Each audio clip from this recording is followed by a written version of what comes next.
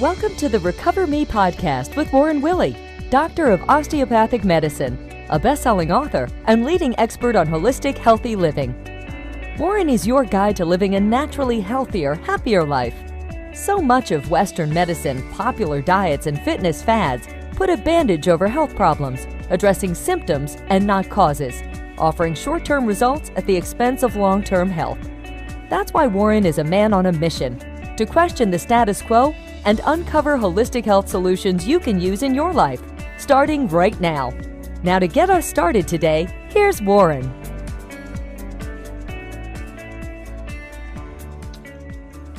Hi there, Dr. Willey here. Welcome to another episode of the RecoverMe Podcast, the medicine that meets you where you are and also understands we can't change your stressors, so let's help optimize your body and your mind to deal with them better. Today's podcast is going to be somewhat a cultish one, and what I mean by that is there's probably less people interested in this topic than more. This is more directed towards your performance-based people, your athletes, your personal trainers, your athletic trainers, other people in the medical profession that deal with athletes. I want to talk about ergogenic aids. Ergogenic aids are anything that helps improve someone's performance. Basically, the definition is a physical, mechanical, nutritional, psychological, or pharmacological substance or treatment that either directly improves your state or improves your ability to perform, or indirectly improves it via other variables associated with exercise performance, possibly removing subjective restraints. It's amazing how much right here between the ears is involved with performance and improving psychological capacity. So that is the definition of ergogenic aids. These are things that help people perform better. Now, I just said it might be a little cultish, but if you think about it, if you're a busy executive, you want to perform better. If you're a high school janitor, you want to clean better. If you're a stay-at-home mom, you want to be a better mom. So I think this could apply to everyone if you understand the bigger picture, the RecoverMe aspect of it, that it has a lot more meaning than just steroid use in athletes, which I'm going to cover today. But I think if you really look at it that way, I might have mistakenly said it's for a cultish audience. This may be for everybody, because this is just the first part of a series of podcasts I want to do on optimizing performance. One of my favorite things to do in my medical practice is when people come in very healthy, they just want to be better. And better not in the terms of going from illness to non-illness, but better in the terms of I want to improve better. I want a better sex life. I want a better relationship life. I want to be bigger, stronger, faster. I want to be able to think quicker. I want to be able to think longer. I want to maintain my cognitive abilities into my 80s and 90s. That's what I mean by better. And I think this series on ergogenic aids will help people understand that. So to repeat, an ergogenic aid is a physical, mechanical, psychological, nutritional, or pharmacological substance or treatment that improves your brain and your body in its ability to perform better. In this podcast, I'm going to really focus on the pharmacologic, the drugs, if you will. In later podcasts, I'll get into physical, mechanical, nutritional, and psychological, because I think they all play a different role and a very powerful role. And when I sum up this podcast, I might cover little pieces of those so you know what to look forward to or not. But that being said, because I'm going to talk about drugs today, I have to emphasize I'm not endorsing or condemning pharmacological ergogenic aids. I'm just here to review them with you. I'm going to give you some resources if you want to learn more about them or see what the World Anti-Doping Association, the International Olympic Committee, the NCAA, the NFL, NBL, all the big groups, what they view as an illegal ergogenic aid. There's plenty of lists out there, so I'll cover that in a minute. This is also a medium for me to introduce hormones, because everyone's familiar with anabolic androgenic steroids being the primary thought of ergogenic aid, especially illegal ergogenic aid, according to the World Anti-Doping Association and all those governing bodies I just mentioned. But I have a number of mini courses coming online that I hope help people really understand hormones. There's one on the thyroid hormone, one on the sex hormones for women, sex hormones for men. We already have the testosterone masterclass available on my website at drwilley.com. If you want to know all about male hormone replacement, go watch that master course. But I think other hormones are so important that we understand: insulin, leptin, adiponectin, your brain hormones, your gut hormones. I mean, there's just so many hormones in your body that dictate and regulate function and control, that understanding them will give you a great advantage in weight loss, muscle gain, psychological performance, cognitive maintenance, all those things that the hormones play a role in. So again, this one will act as an introduction, and we're really going to focus on the pharmacological. So let me dive right in and ask a question. Of course, I'm going to answer it because no one can respond to me in this medium. But do you think is the estimated percentage of high school athletes using one form or another of an ergogenic aid? I'll pause while you think about that, and then I'll just tell you. It's estimated up to 20% of high schoolers are using anabolic androgenic steroids out there. Huge amounts. And I would have to agree with that, because I could see a lot of kids that come in, or their parents bring them in, and if they will be honest with me, and if they're not honest with me, they don't realize us old guys know certain ways to tell if you're using drugs or not, which we won't get into. That's our secret. But 20% of high school kids are using anabolic androgenic steroids. Nearly 80% of high school athletes are using other forms of ergogenic aids: protein powders, creatine powders, weight gain, pre- and post-workout meals. All those things can be classified as ergogenic aids. How about college athletes? What's the percentage of college athletes using ergogenic aids? Pause for your thinking. And up to 50% are admittedly using anabolic androgenic steroids. Yes, they test for them in college. That's pretty easy. Just like any test, you can get away with it if you know how. And it's estimated 100% of college athletes are using other forms of ergogenic aids, such as protein powder, creatine, pre- and post-workout meals, pre-workout stimulants, caffeine, etc. Anything, again, remember the definition, anything to improve or enhance psychological and physiological performance. Let me ask another question just based on hormones. What do you think one of the most abused drugs in professional sports is that really isn't talked about, known, or even understood? Pause for your answer. The answer that I chose for this particular question is insulin. Insulin can be bought very simply anywhere, any pharmacy in the country.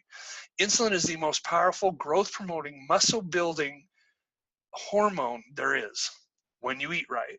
It's also the most powerful fat-inducing hormone when you eat wrong. I learned a long time ago, it's not so much the food we eat, but what our bodies do with the food we eat. In other words, what is the hormonal response to food? Excuse me, I talk about it in detail in podcast number 13. It's entitled, When You Eat is as Important as What You Eat. It's called food timing, or chrononutrikinetics is the fancy word I like to say, because I always win on hangman when I play that word. Anyway, I wrote an article about it way back in 1997 called Insulin as an Anabolic Aid. And it was published in the Physician and Sports Medicine, volume 25, number 10, October 1997. So if you want to get on the internet and look that up, Google Scholar, I'm pretty sure would bring it right up for you. But it's a case report about insulin as an anabolic aid. And since that time, I have just seen it everywhere. You've seen it. If you follow the bodybuilding physique world, you know how much insulin is being used by those super large muscular men and women. So hormonal aids, pharmacological aids to improve performance are very common, even ones you wouldn't think of. So again, I'm not going to cover nutritional, training, investigational, any of those right now. Let's jump right into better living through chemistry. That was supposed to be punny. Anyway, if you want to see the list I'm referring to, it's the World Anti-Doping Association, or WADA, WADA. And if you go to any search engine, just type in WADA list 2018, you will pull up their entire list of banned substances. IOC follows it, NCAA follows it. Most of the major sports follow the WADA list. So just a little, if you want to do some research there. The things they list as categories in banned substances include anabolic androgenic steroids, other anabolic androgenic steroids, which I'll explain in a minute, peptides and growth hormones, beta agonists, hormones and metabolic modulators, diuretics and other masking agents, enhancements of oxygen transfer, such as blood doping, gene doping, stimulants, narcotics, cannabinoids, glucocorticoids, or prednisone, or things that lower inflammation. Alcohol is actually on the list, as are some blood pressure and heart medications called beta blockers. A lot of stuff on that list, and we'll cover those, but let's cover first the anabolic androgenic steroids. In general, all anabolic androgenic steroids are based on the testosterone molecule. They really are, even though there's a lot of other, and that's where WADA gets into other anabolic androgenic steroids that aren't necessarily testosterone based, but they're hormonally based. Testosterone is the basis of anabolic androgenic steroids in general. There is a strict definition for hormones that I think we should cover, and that's hormones are messengers. They're chemical messengers carried by the blood to non-adjacent or target cells. So the hormones function to do all sorts of things in your body. They're really master controllers of your body, and that's why the RecoverMe method of weight loss and weight optimization really focuses on hormones, from the HPA axis, the effect of cortisol, to the effect of all these other hormones on your system. It's not so much how much you eat or how much you exercise or how much you don't eat or how much you don't exercise. It's more about what is the response, hormonal response of your body to food. If you come at it from that aspect, like the RecoverMe method, you're bound to lose weight, but not just temporarily, permanently, because now you understand the mechanism behind it.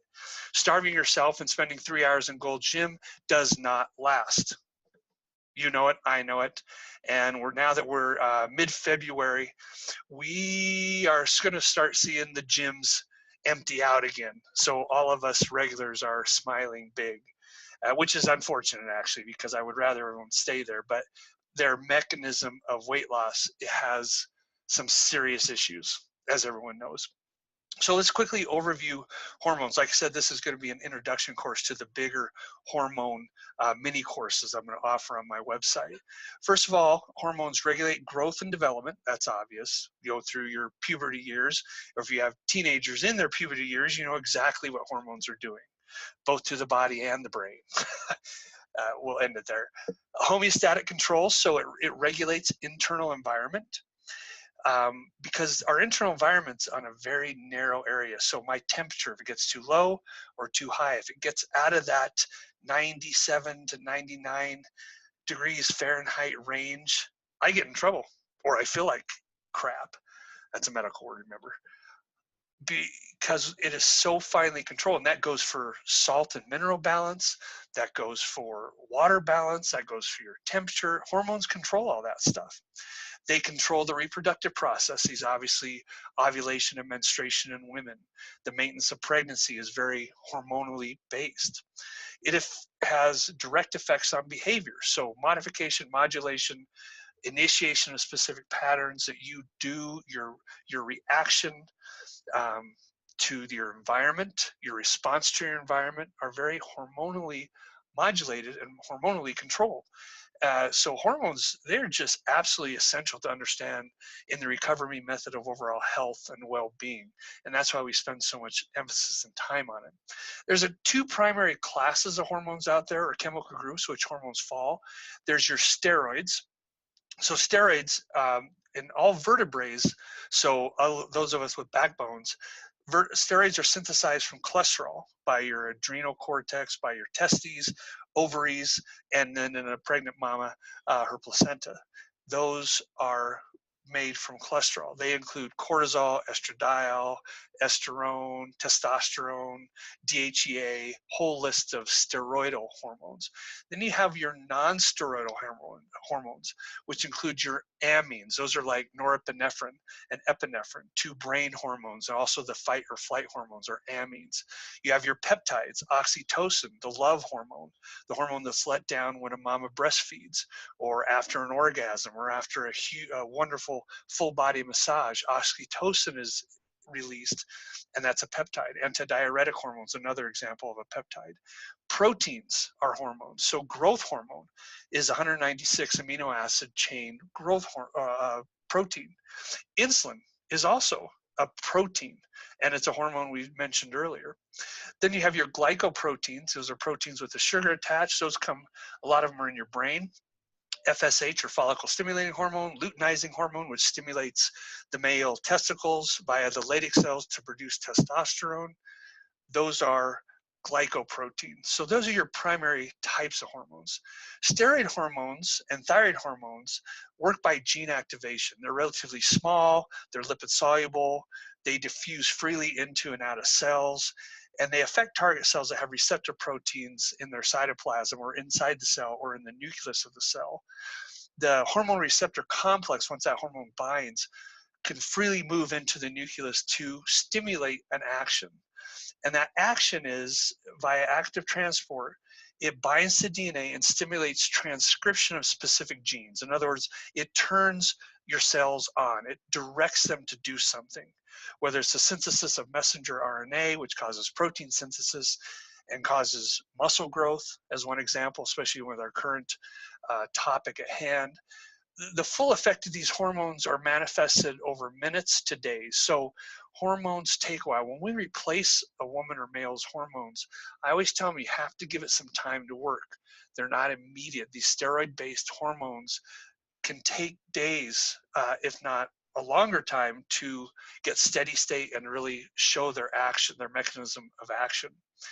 Peptide and protein hormones, these work via secondary messenger mechanisms. They do not diffuse into cells. The target cells for peptides and proteins have receptors on the cell surface. So insulin and growth hormone, as I used as examples, are both protein hormones.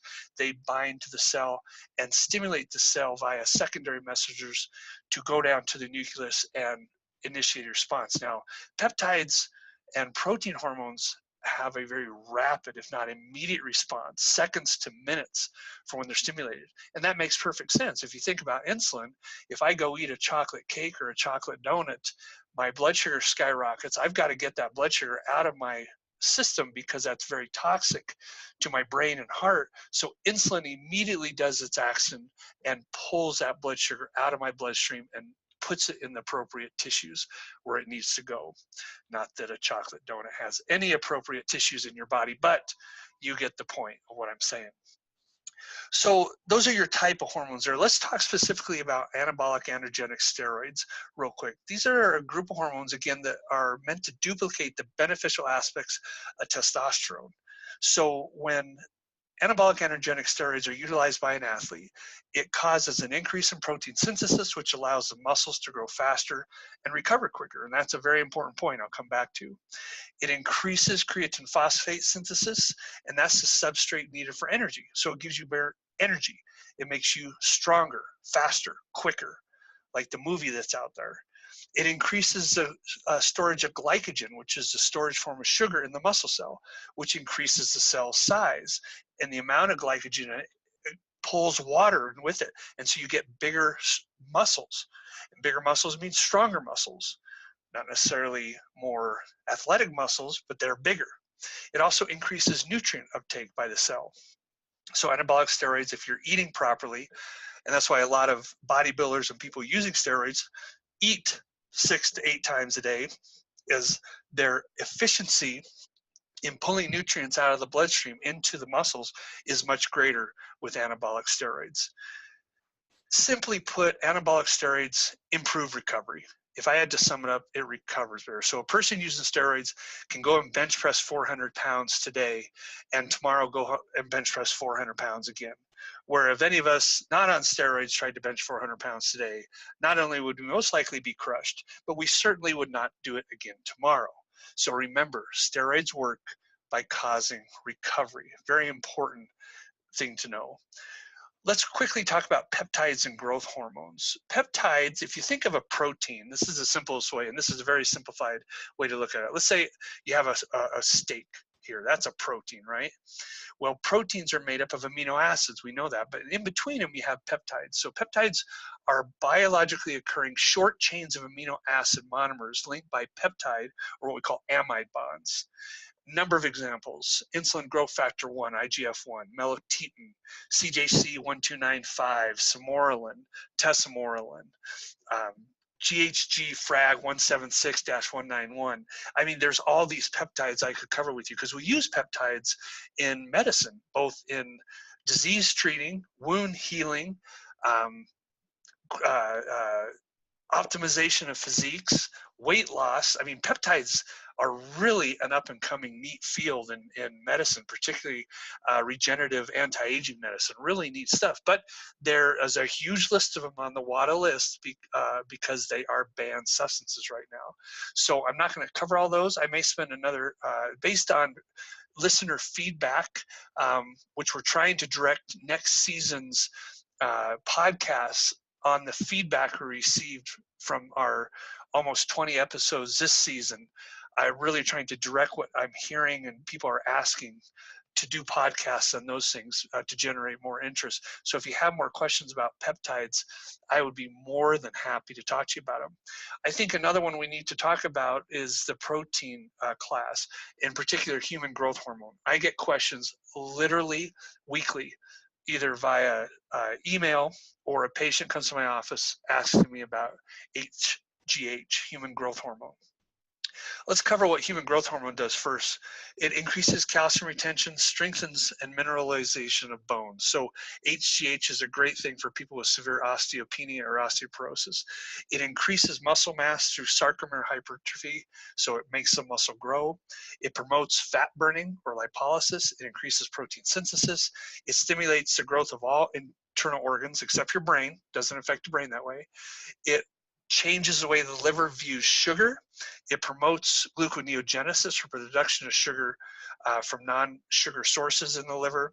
It contributes to the pancreatic function. It stimulates the immune system. It increases the conversion of T4, the inactive thyroid hormone, to the active thyroid hormone T3. I mean, I just could go on and on about all what HGH does. The question I get on that, is it something I should do, doc? And I would say that's a very personal decision between you and your doctor. I think there's a lot of peptides we talked about earlier that stimulate growth hormone and turn it on so you get all those benefits without having to directly use it yourself. Remember, anytime you take a hormone from the outside, you turn off internal production of it. And just cost prohibitive nature of current pharmaceutical-based human growth hormone is ridiculous. I know a lot of people are buying human growth hormone on the internet. It's been guessed over 95% of it's fake. It's all HCG, human chorionic gonadotropin. So the hormone that's produced by a woman and found in her urine while she's pregnant is what is actually being sold out there as HGH. So just something to consider there. But it is on the WADA ban list, so I thought I'd quickly cover it. Another one on the WADA list that I think is very interesting for people is, because we're seeing such an increased rise in asthma out there, the beta agonists like albuterol are actually banned substances. You can only have a certain amount in your system under the WADA regulations. They stimulate beta cells, hence the name beta agonist. Beta 2 and beta 3 receptors specifically. And one in particular I talked about a lot in my book Obtainable was Clenbuterol, a anabolic agent that also is quite the fat burner, but also makes the heart rate go about 200 miles per hour and the brain go about 300 miles per hour. So there are side effects to all these things. But beta agonists are very interesting substances or ergogenic aids when used appropriately. Hormone and metabolic modulators, these are things that are different hormonally active. For example, probably the best example is aromatase inhibitors, letrozole or Arimidex. These are things that block the production of estrogen from testosterone. So testosterone in everyone's body is converted to estradiol, or E2, via aromatase, particularly in the fat, especially in the fat around the gut and liver. Aromatase inhibitors stop that. SERMs, selective estrogen modulator drugs like Clomid, and SARMs, selective androgen receptor modulators, are also under this class. SARMs are huge right now. I know that you can buy some SARMs over the counter. Others are prescription through specialty pharmacies. They're out there everywhere, and we may want to spend a full podcast on SERMs and SARMs because they're really powerful drugs that have some neat applications when used correctly. Remember, even pizza's bad if you eat too much of it or don't have enough of it. So myostatin inhibitors is another one. ICAR modulators, those activate AMP protein kinase. So I'm just talking, for those who think I'm talking in a foreign language, I am. These are things that just stimulate cell energy and activity. Insulin actually falls under the hormonal and metabolic modulators because the IOC and water realize its powerful effects when done right. Some of the other ones I didn't cover in this short podcast: diuretics and masking agents. Obviously, if you're taking anabolic steroids or any of these other WADA-banned substances, you can try to hide them with masking agents or diuretics. So the World Anti-Doping Association or agency tests for those. Enhancements of oxygen transfer. There's some really wild drugs out there, including some gene doping techniques, but blood transfusions and blood doping is the most common form of that. Stimulants are obvious. Stimulants are basically your speed, if you will, whether it's pure amphetamine, methamphetamine, or any of those are banned because they do make you quicker, stronger, and faster between the ears, which means you're faster below the neck. Narcotics to hide pain, so you can push yourself harder and farther. They also change the way the brain sees things, and so it's actually a great psychological benefit to utilize narcotics in sporting events. It goes for cannabinoids too, now that we're seeing so much legalization of marijuana. Smoking dope before you go on a long run can be very beneficial for your time and your run, but also illegal. Do you know that runner's high, we all talk about getting into that runner's high where you feel good? That's actually stimulation of the endocannabinoid system. So if you hit that early with a joint, then your exercise is probably going to be better. Glucocorticoid steroids, so your anti-inflammatories, your prednisone, your Kenalog, your dexamethasone, all these medicines that people use to keep inflammation down obviously are banned, because if you don't feel that pain of that swollen, twisted ankle, you can keep performing on it. Not that it's good for you in the long run, just like everything I'm talking about. All these things have consequences if you decide to do it. Alcohol, I mentioned, alcohol and beta blockers are used in like biathlons, sports where you have to do a lot, but also hold very still. If you're shooting, archery, those things, that's where those drugs are utilized. That all brings us to the future of ergogenic aids. It's kind of funny. There's a debate, and I'll probably do a podcast on this with a good friend of mine, another physician, because we get into these debates all the time, and that's on fat-free mass. Is there a limit to human performance and muscularity? Some would say there are, and measuring fat-free mass is a way to do that. If you really look at sports over the last 20 years, we haven't seen that many records being broken. We haven't seen that many new achievements. Our nutritional, our training have probably reached close to the peak. And what I used as an analogy in my book, Better Than Steroids, is I think everyone has a genetic ceiling that you get to the top of, like the 16th chapel, you get to the top and look at that beauty. And then from there, you just get better by going across that ceiling. Doesn't mean you can necessarily go higher than it. So I want to talk about the future of ergogenic aids as we do other ones. What are some possibilities where we might see some new technology coming out? Are we really capable of getting stronger, better, faster without drugs? It's a good question, and I think it's something we should cover. And the RecoverMe method of treating disease actually delves into that, because I think the better you are, like I mentioned earlier, the less likely you're going to have to worry about disease states. And that's the whole thing. Or if you decide to be a smoker, let's optimize everything else so your smoking doesn't affect you the same. Again, back to the RecoverMe method. If you decide to use anabolic androgenic steroids or any of these WADA-banned substances, all right, again, I'm not going to judge you for it either way, but I'm going to say, okay, let's do this to optimize your overall health and well-being. Let's be prepared for these consequences and try to combat them this way.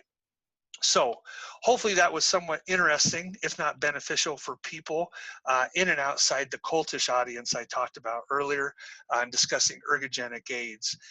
Again, thank you so much for listening. If you have any questions, don't hesitate to email me at any time at doc@drwilley.com, doc@drwilley.com.